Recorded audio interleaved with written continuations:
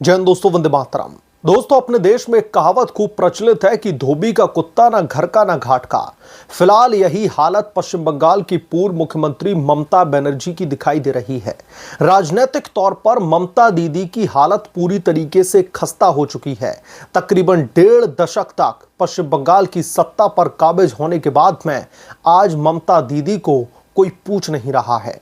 ममता के जो अपने विधायक थे, अगर 15 सालों के बाद में ममता बनर्जी चुनाव हारती भी हैं और उसके बाद में तकरीबन 70 जो विधानसभा की सीटें हैं उनकी पॉलिटिकल पार्टी जीतती है, लेकिन वो अपनी जो सीट है वो गवा बैठती हैं, तो उनके विधायक भी उनको भाव देना बंद कर देते हैं और तकरीबन 60 विधायक उनके खिलाफ में बगावत पर उतर आते हैं। आप लोग समझिए दोस्तों, टीएमसी के कुल 70 विधायक चुनाव जीत करके आते हैं और उसमें से 60 विधायक अगर ममता बनर्जी के खिलाफ में बगावत पर उतर आते हैं, तो आप लोग समझिए कि ममता बनर्जी की राजनीतिक तौर पर हालत कितनी पतली हो चुकी है।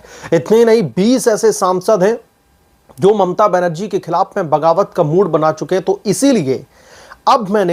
इसीलिए मैं अपने जो है थंबनेल में ये कह रहा था कि ममता बनर्जी अब पूरी तरीके से तबाह हो चुकी हैं, ममता बनर्जी पूरी तरीके से बर्बाद हो चुकी हैं। इसकी वजह यह है क्योंकि अब ममता उस डूबते जहाज का सहारा ढूंढ रही हैं जो पहले से ही राजनीतिक लहरों के बीच में हिरोले मार रहा है। क्या है यह पूरा मामला? कैसे ममता बनर्जी अब कहीं ना कहीं खुद एक राजनीतिक गड्ढे में पैर डालने वाली हैं? कैसे ममता बनर्जी पूरी तरीके से खत्म होने वाली हैं राजनीतिक तौर पर, इस रिपोर्ट में हम विस्तार से जानेंगे। आप लोगों से गुजारिश है कि प्लीज चैनल को सब्सक्राइब कर लें और अगर आपको यह रिपोर्ट पसंद आए तो प्लीज वीडियो को लाइक जरूर करें। ममता बनर्जी के पास में न सत्ता बची है, न उनकी सीट बची है और राजनीतिक वजूद भी अब धीरे धीरे ममता दीदी खोती चली जा रही हैं। इसलिए ममता बनर्जी दिल्ली पहुंचती हैं और कांग्रेस पार्टी की जो सबसे बड़ी मालकिन है सोनिया गांधी, उनसे मुलाकात करती हैं। और यह मुलाकात इस एवज में होती है, जब सोनिया गांधी ने ममता बनर्जी का यह हाल देखा तो सोनिया गांधी ने फोन करके खुद ममता बनर्जी को ऑफर दिया कि आप टीएमसी का विलय कांग्रेस पार्टी में कर लीजिए। ममता बनर्जी ने इस ऑफर पर विचार विमर्श किया और उसके बाद में वो भागी भागी दिल्ली पहुंचती हैं। सोनिया गांधी के गले लगने वाली तस्वीरें आप लोगों ने देखी ही होंगी और वहां पर टीएमसी का विलय कांग्रेस पार्टी में कर लिया जाए, इस बात पर सहमति जता देती हैं। यानी कि जो ममता बनर्जी हैं, कांग्रेस पार्टी एक डूबता हुआ पॉलिटिकल जहाज है, उस पर चढ़ करके अब अपने राजनीतिक वजूद को बचाने की कोशिश कर रही हैं। वैसे तो राजनीतिक वजूद उसी वक्त मिट गया जब ममता बनर्जी ने कांग्रेस पार्टी के साथ में विलय करने का सोचा भी, क्योंकि इतने लंबे समय तक एक कुर्सी पर बैठे रहना, मुख्यमंत्री का पदभार संभालना, पूरी की पूरी पकड़ अपने हाथ में रखना स्टेट की, और अचानक से एक पार्टी में विलय। मसलन ये फैसला लेकर के, ये सहमति जता करके ममता बनर्जी सोनिया गांधी से थोड़े दिनों का समय मांग करके वापस पश्चिम बंगाल चली जाती हैं। इसके बाद में फिर ममता बनर्जी अपनी कुछ शर्तों के साथ में अभिषेक बनर्जी को भेजती हैं दिल्ली, जहां पर मुलाकात की जाती है राहुल गांधी से। अच्छा, जब ये ऑफर दिया गया था ममता बनर्जी को कि टीएमसी का विलय कांग्रेस पार्टी में कर लिया जाए, तो ममता बनर्जी को ऑफर के तौर पर यह कहा गया कि वो कांग्रेस पार्टी की राष्ट्रीय उपाध्यक्ष बनाएंगी ममता बनर्जी को, क्योंकि उपाध्यक्ष तो ऑलरेडी कोई है, तो उपाध्यक्ष का पद तो दे नहीं सकते, तो राष्ट्रीय उपाध्यक्ष बनाया जाएगा। और इसके साथ साथ जो अभिषेक बनर्जी हैं, ममता दीदी के भतीजे, उनको कांग्रेस पार्टी का राष्ट्रीय महासचिव का पद ऑफर किया जाएगा, क्योंकि अभी वो टीएमसी के जो है महासचिव पद पर बैठे हुए हैं। ये 2 ऑफर दिए जाते हैं, लेकिन इसके बाद में अभिषेक बनर्जी राहुल गांधी के साथ में बैठक में खड़गे वाला पद मांग लेते हैं। मल्लिकार्जुन खड़गे नेता प्रतिपक्ष हैं और अभिषेक बनर्जी ने यह कहा कि उनकी 2 शर्तें हैं।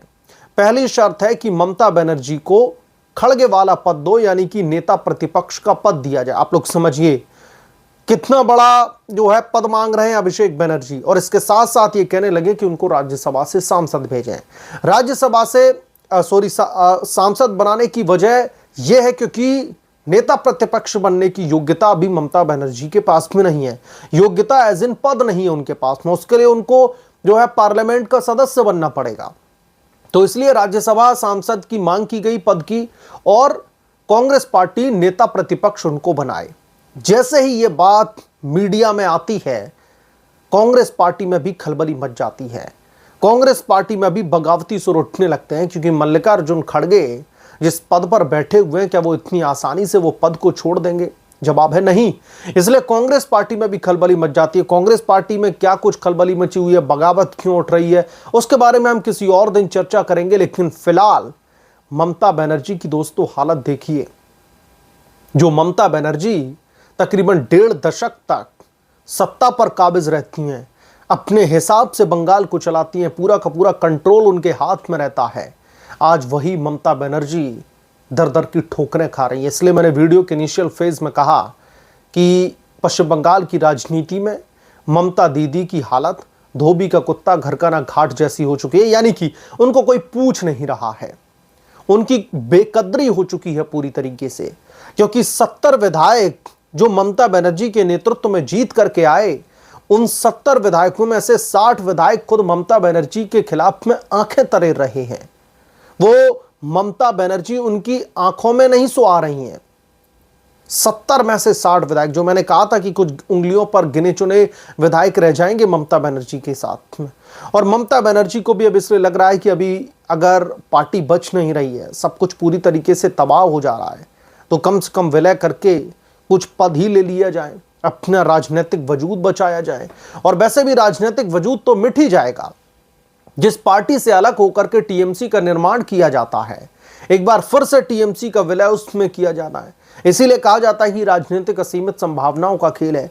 अब सबकी निगाहें सोनिया गांधी के फैसले पर टिकी हैं कि क्या सोनिया गांधी मल्लिकार्जुन खड़गे को साइडलाइन करके ममता बनर्जी को नेता प्रतिपक्ष का पद देती हैं, या फिर मल्लिकार्जुन खड़गे उस पद के लिए अड़े रहते हैं कि वो ये पद बिल्कुल भी छोड़ने वाले नहीं हैं। अब ममता बनर्जी बगावत की मार झेल चुकी हैं। अब बारी है कांग्रेस पार्टी की मुखिया की, अब बारी है राहुल गांधी, सोनिया गांधी और समूचे गांधी परिवार की। क्योंकि अगर टीएमसी का विलय होता और जिन शर्तों के साथ में अभिषेक बनर्जी देश की राजधानी दिल्ली में बैठे हुए हैं, अगर उन शर्तों को माना जाता है, तो कांग्रेस पार्टी में भी राजनीतिक भूकंप आएगा। और इस भूकंप के झटके दिल्ली तक सीमित नहीं रहेंगे। इस भूकंप के झटके नॉर्थ से लेकर के साउथ तक दिखाई देंगे और इनके खिलाफ में भी बगावती सुर उठ सकते हैं। क्योंकि टीएमसी का कांग्रेस पार्टी में विलय उन तमाम कांग्रेस पार्टी के नेताओं के कहीं ना कहीं राजनीतिक करियर पर असर डालेगा, जो लंबे समय से एक कतार में खड़े हुए हैं प्रमोशन की। कभी तो वक्त आएगा जब उनको भी मौका मिलेगा।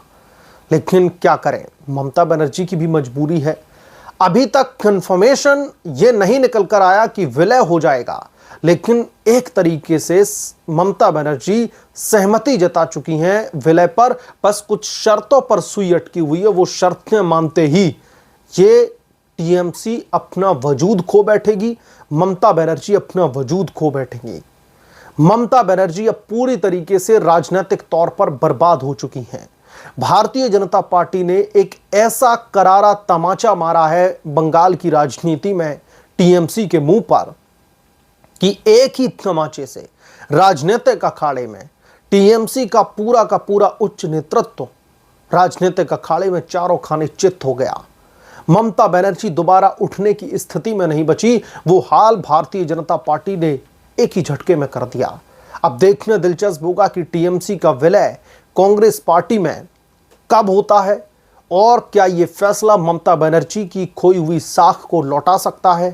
क्या एक बार फिर से इस फैसले के जरिए ममता बनर्जी अपनी राजनीतिक पारी शुरू करना चाहती है। सवाल बहुत सारे हैं, लेकिन अभी इंतजार करना होगा विलय का।